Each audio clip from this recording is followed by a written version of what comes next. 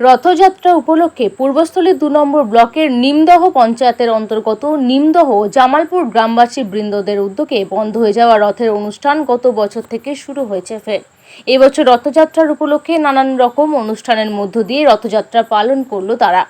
এদিন রবিবার উদ্যোক্তাদের তরফে এক উদ্যোক্তা তিনি জানান, বিগত 50 বছর পূর্বে এলাকায় রথ হতো, কিন্তু সেটি কোনো কারণে বন্ধ হয়ে যায়। এরপর গত বছর থেকে ফের নিমদহ জামালপুর গ্রামবাসী বৃন্দদের উদ্যোগে ফের রথযাত্রার অনুষ্ঠান শুরু হয়েছে। এই বছর রবিবার বিকেলে জামালপুর মন্দির পর্যন্ত প্রথমে রথ যাবে, পরবর্তী সময় সেখান থেকে রথ নিমদহ কালীবাড়ি পর্যন্ত পৌঁছাবে। জগন্নাথ, বলরাম, সুভদ্রার সামনে 206টি মালসা ভোগ নিবেদন করা হয়েছে বলেও এদিন জানান উদ্যোক্তারা।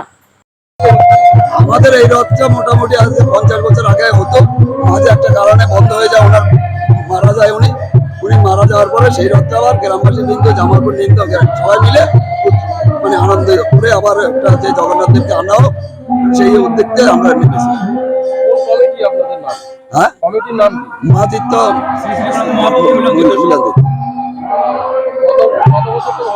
এটা গেল 23 সাল, 2023 সাল থেকে গেল বছর। আজকে কি হচ্ছে রথ? আজকে রথের অনুষ্ঠান মহাভোগ হবে, দুপুরবেলা ভোগ বিতরণ হবে, ভোগের ব্যবস্থা করা হয়েছে, বাটা সিস্টেম করা হয়েছে, 206টা ভোগের ব্যবস্থা আছে। ঠাকুরের সামনে কতগুলো ভোগ দেওয়া হয়? 200 চপ। এটা কি গত বছর থেকে দেওয়া হচ্ছে? গত বছর থেকে দেওয়া হয়েছে, কিন্তু সেটা পরিমাণ আস্তে আস্তে বাড়ানো হচ্ছে। আর এই রথ উপলক্ষে কি থাকছে আপনাদের? আমাদের রথ উপলক্ষে বলতে হরিনাম হচ্ছে 10টা থেকে, তারপরে 4টে পর্যন্ত, 4টে সাড়ে 4টে পর্যন্ত হরিনামটা চলবে। এখান থেকে রথ কোথায় যায়? এখান থেকে প্রথমে যাবে বুড়াজ মন্দির, মন্দির থেকে একদম আমাদের নিমদহ কালীবাড়ি পর্যন্ত। এই গত বছর থেকে শুরু হয়েছে রথটা, কেমন উৎসাহ মানুষের মধ্যে? মানুষের প্রচুর উৎসাহ, প্রচুর সহযোগিতা করে, প্রচুর আমাদেরকে সাহায্য করে, মানে সবাই মিলে আনন্দ উপভোগ করে। আর এই যে রথ যে বেরোয় আপনাদের, কেমন সংখ্যক মানুষ আসেন?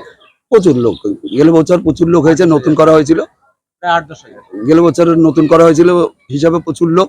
আশা করছি এই বছর তার থেকেও বেশি হবে। কি নাম আপনার? আমার নাম রতন পাল।